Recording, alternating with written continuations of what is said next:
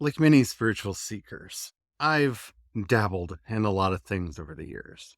I've walked down a lot of paths and I've picked up a lot of things from this, that, and the other thing. Some have stuck with me more than others. Of course, Druidry has stuck with me. My Christianity has stuck with me. The lessons I've learned from many pagans have stuck with me, but also a lot of what I learned from the Buddhists has stuck with me. And one of the most powerful things that I learned from Mahayana Buddhism is the idea that at the end of what you're doing, to dedicate your merit to the enlightenment of all beings. And I had a lot of questions about that. And the more I learned, the more I realized that if we could adopt that idea, it might actually help us with the spiritual humility that more people need nowadays. Let's have a talk about it as we walk down creation's paths.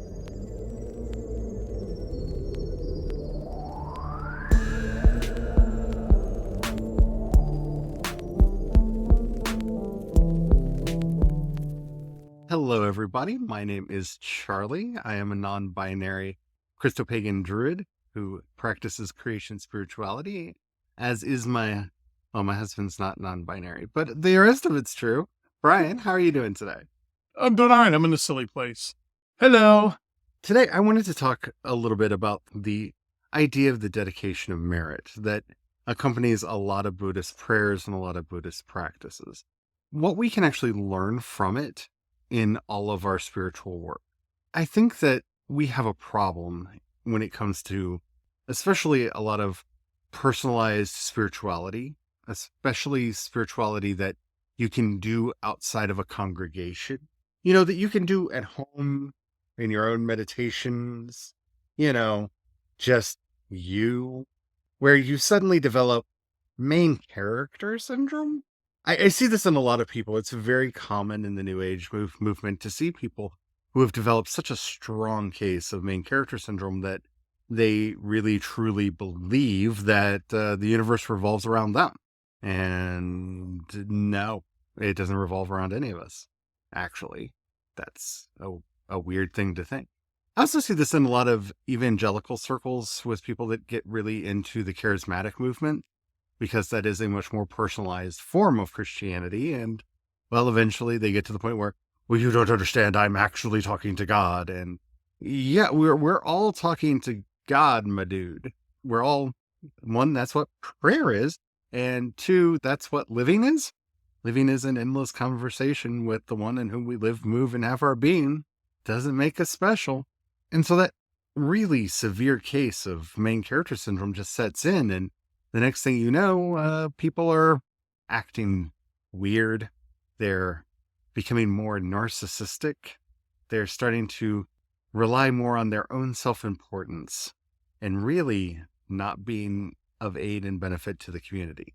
To continue the Buddhist reference, Thich Nhat Hanh, this is the watering of gardens. Yeah. Because that's the thing is, especially when you get into more of the charismatic work, more of the deep spiritual practices, one is watering the spiritual garden. You are working with your ego, fertilizing, growing, cultivating. But if not being very mindful, the fertilizer will spread to other parts of the gardens. Weeds will start growing because the land is cultivated and ready and ripe and fertile, not just the plants you want. So if not being mindful how that garden is being cultivated, weeds get in, weeds grow. The ego can get super grown. I think it's really important for us to be humble, to be meek, to model compassion and all of the things that we are supposed to be practicing. As a quick aside, just a reminder, humility is occupying the space you're supposed to occupy in the time and place that you're in. So sometimes, yes, you may be the main character, but you're not always the lead. I don't know if I would say that you're the lead or the main character, but you may be the center of focus. Yeah, there's times for that when it's appropriate to step up, but there's also times when you're supposed to step back. And it's about occupying the correct space. Like with yesterday, we were talking about the prophets, and part of that is being a messenger. It's knowing that, yes, you need to step up and speak because you're delivering a message. You need to have the courage to speak out, fully knowing the potential consequences, because Pop culture says don't shoot the messenger, but a lot of times the messenger gets shot.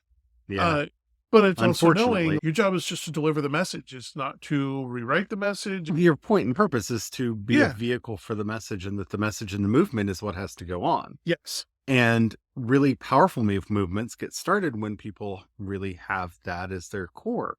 This is what I learned from the dedication of merits. I remember talking to a Lama about this. I was like, so I just did all of this stuff to help me achieve enlightenment.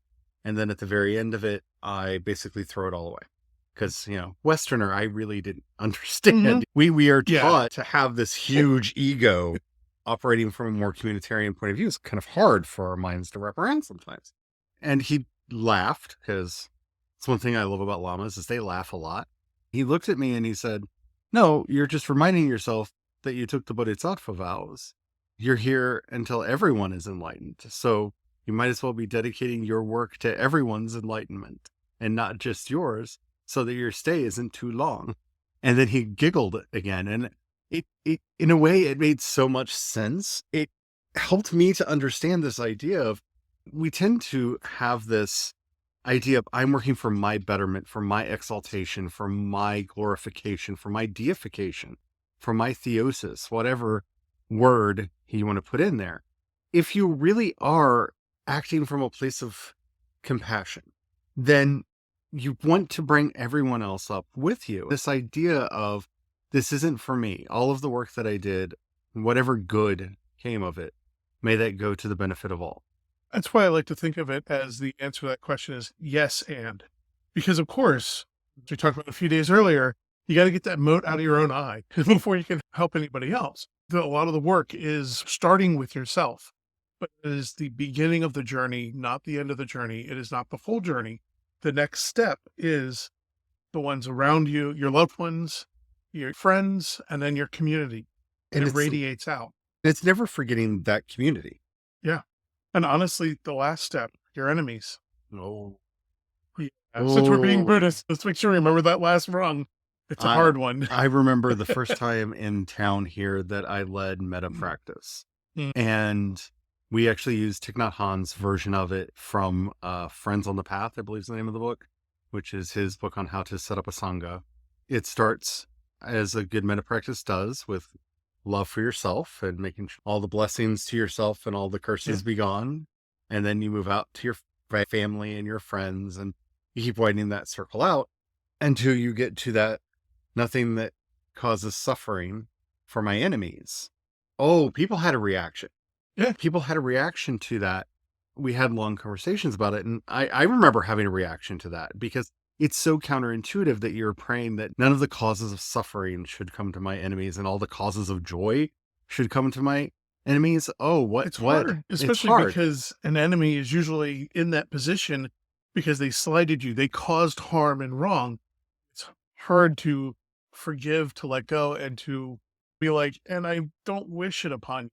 I think Jesus made it even harder in that it's not just your enemies, but he says, pray for those who despitefully use you. Oh, that's like enemy times 2. Like that's leveled up enemy stuff. That's not just somebody who doesn't like you or is working against you, but despitefully uses you. Ooh, that stings just to even think about.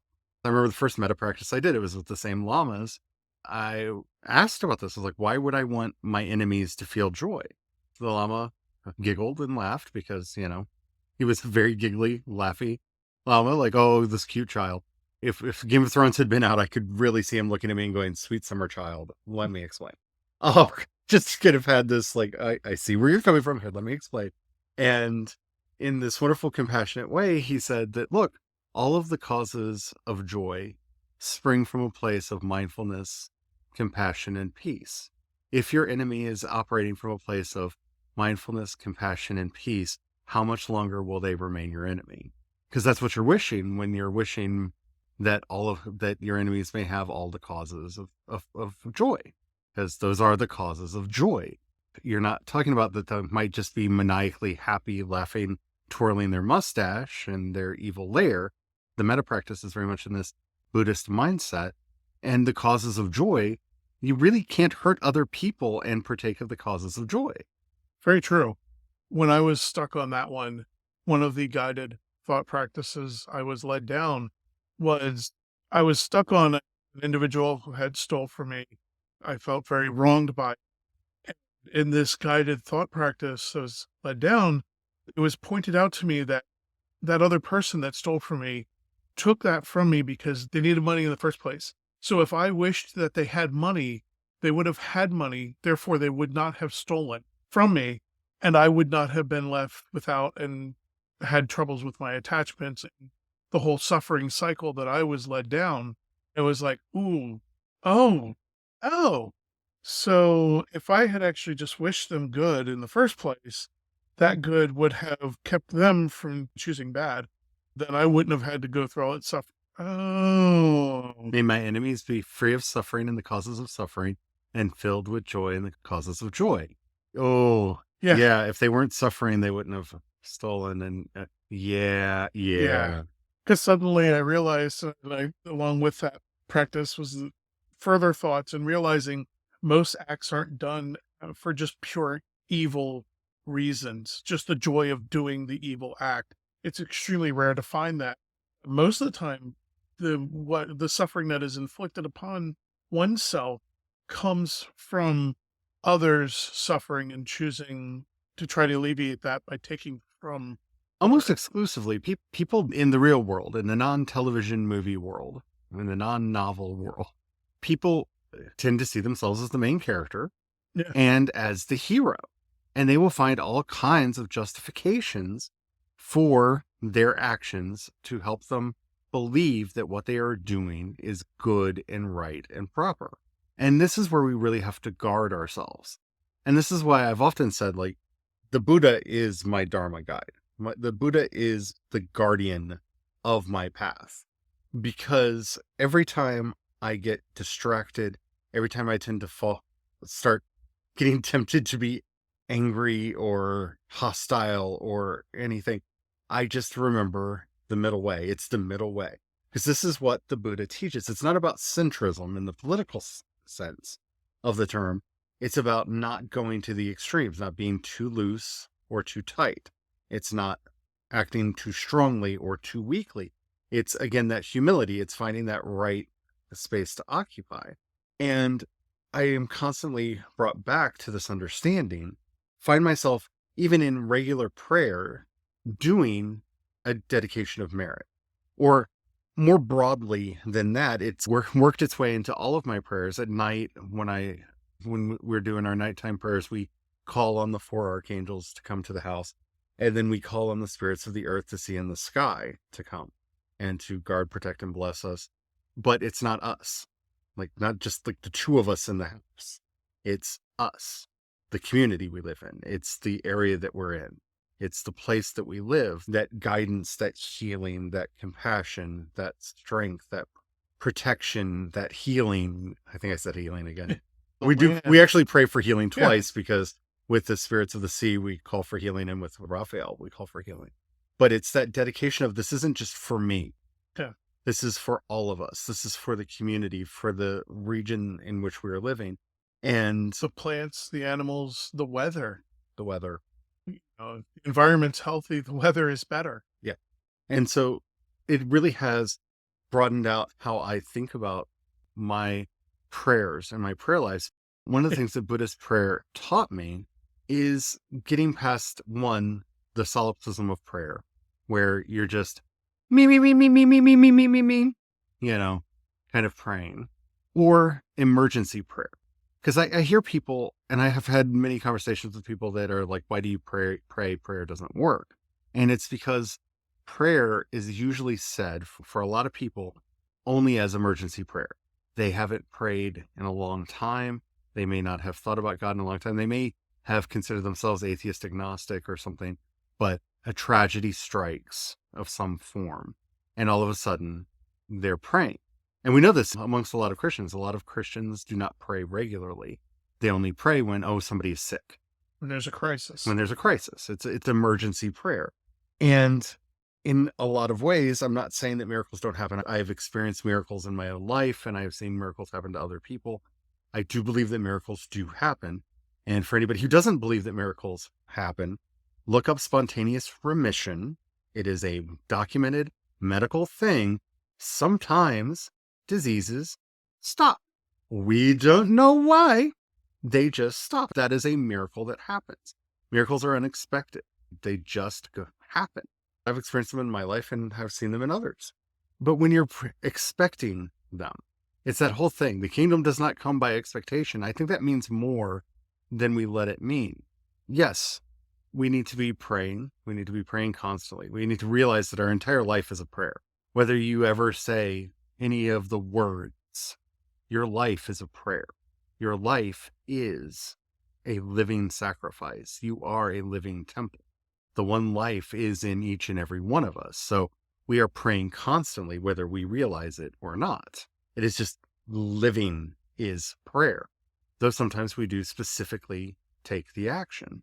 And if we're only specifically taking the action to try to build those relationships or to call on the divine under whatever name we're calling on the divine, and in a time of crisis, it may in fact be too late to call. And I'm not saying don't do it. There can be a lot of solace that can come from those times of prayer. But if you're only expecting, well, I'll pray when I need something, that's not how prayer works. And that's, again, feeds into this idea of the dedication of merit. We're praying, we're doing our spiritual work, our spiritual activities for the benefit of everyone, not just ourselves, not just me, or even just my family. We're doing our spiritual work for everyone. And so we should be conscious of praying constantly, praying without ceasing. How are we putting that compassion out into the world, that care out into the world? How are we caring for ourselves, for our bodies, for our mental health, for our physical health, for our emotional health? How are we caring for the mental, physical, and emotional health of our friends, our families, our communities? If we were better at doing those things, maybe some of those crises could be averted. I'm not saying they all would. Life has a way of being very random. When you allow this idea of dedicating merit, I'm not accruing goodness just for me. It's for everyone. It changes the way you interact with yourself, with the spiritual world, and with others. It brings about an amazing amount of mental wellness. Yes. And it also becomes an amazing source of power to fuel the work that you do. Because in your actions now, when you go to, for instance, let's pick something most people do on a regular basis. Let's say you're cooking a meal, when you're going to fix a meal. If everything you do is prayer, now fixing that meal is an act of prayer. So it is a dedication to God. So suddenly there is this extra level of pressure because you're cooking for God now. And so you don't But really there's want to be, but it's not like unhealthy pressure. It's just this little subtle motivation, this little subtle, it is an act of prayer because prayers are prayers. So you can mess up prayers. It's okay. God I forgives. kind of have the oracle from the Matrix in my head. What's really going to bake your noodles when you realize you were cooking for God the whole time? Yeah, exactly. You're cooking for God the whole time. Then once you add to that dedication of merit, so now your ego can be put into check because it's one thing to be like, I'm cooking for God. Your ego can get really stroked in that thought. But if it's now for the betterment of the community around you, so it's not just your betterment, it is, yes, for you, for that meal to bring you health and to energize you, to be delicious and yummy and a wonderful spiritual experience, enjoyed experience, but also for everyone else who is partaking. Because even if you're just cooking for yourself, it's still that community because that energy you'll get from that rejuvenation you'll get from it will allow you to do other work even better. And so now, instead of just goofing off with your meal cooking or being mindless in the cooking act, you have this extra thought process that goes into it, this extra attention, and the quality of what you're cooking will improve so much just naturally. And that goes into all work. An example, a long time ago, I was a server. Being a kind of perfectionist at heart, I always tried to make my craft better and better and better. I wanted to see what percentage could I push my average tip to. This is a little mind game. A lot of servers play this. There's a certain threshold that becomes almost fictitious to get past on an average basis. So I'm talking end of the week, you look at your sales, you look at your total tips, you figure out your percentage. not just a one-off thing. I'm not talking about a week, I'm talking about over months, over a year. I did the dedication of merit. And the serving act wasn't just for the tip. It wasn't just even for the sense of doing a good job, but it was for the community. It was a gift for every guest that I had that I took care of. Shifted everything in my mind. It became an experience, and people were grateful. The quality of work was through the roof. It was because it was all of my acts were prayers. So that service was a prayer to God. It was dedicated in merit to the community. We need to remember here when we're talking about this is we're not part of that patriarchal imperial church where God is out there away from us, far, far away, removed from us, looking down on us with scorn and maybe pity. We believe that God is with us, like in us, like the kingdom of heaven is amongst you, right? God is here. God is the one in whom we live, move, and have our being. The one life is flowing through all of us. And so we're always interacting with God, no matter who or what we're dealing with. When we're interacting with the tree, when we're interacting with the squirrels, the cats, the other people, we're constantly interacting with God. What the dedication teaches us is how to have humility in those situations. That everything that we're doing is for God. It is for the one, that one life that is in all of us. There's a story that Joseph Campbell used to tell, and I can't remember where he got it from, but it's of a student who goes to his guru, and his guru sits him down and tells him, I'm going to tell you the great secret. You are God. I am God. We're all God. And the student leaves and is walking down the road, repeating this to himself over and over and over again. You are God. I am God. We are all God. And he hears an elephant driver coming his way, and the man on the back of the elephant shouts, get out of the way. And the student thinks to himself, I am God. The elephant is God. The man is God. Should God get out of the way of God? The driver shouts again, get out of the way. And the student thinks to himself, well, I am God. The elephant is God. The man riding the elephant is God. Should God get out of the way of God?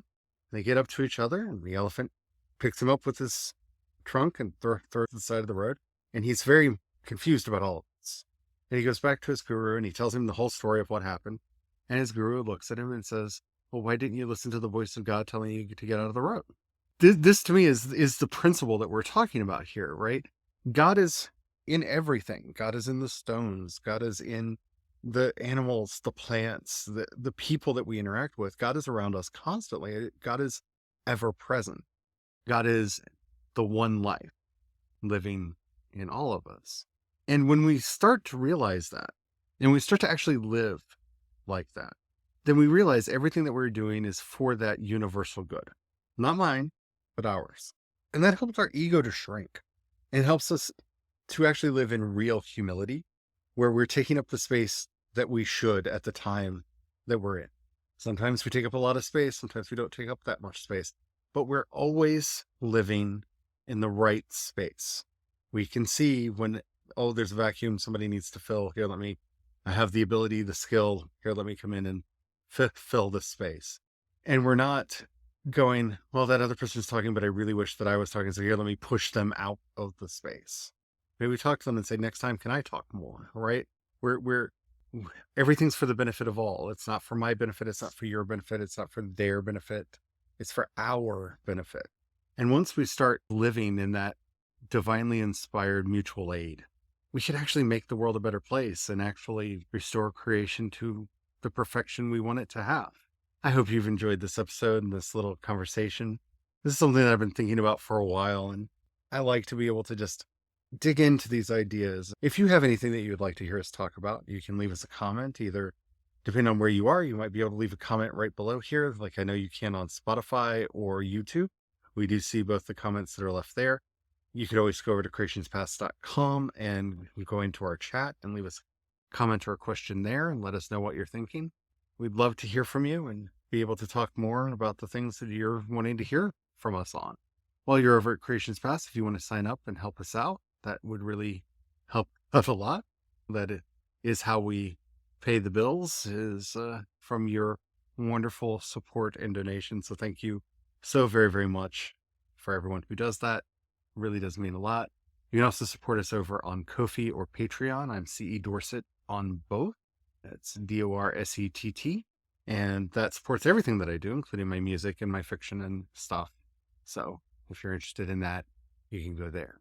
You can find everything that we're doing over on creationspast.com or over on wisdomscry.com, where you can find all of my writings.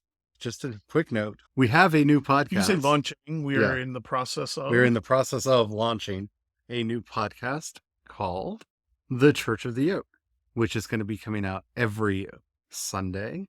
And it's going to be a little bit different from this. It's going to be more giving into my more Baptist roots, not theologically, but spiritually, and just giving a sermon. Good old fashioned sermon, getting up on the pulpit and just letting it all ring out. So hopefully that's something that you'll enjoy.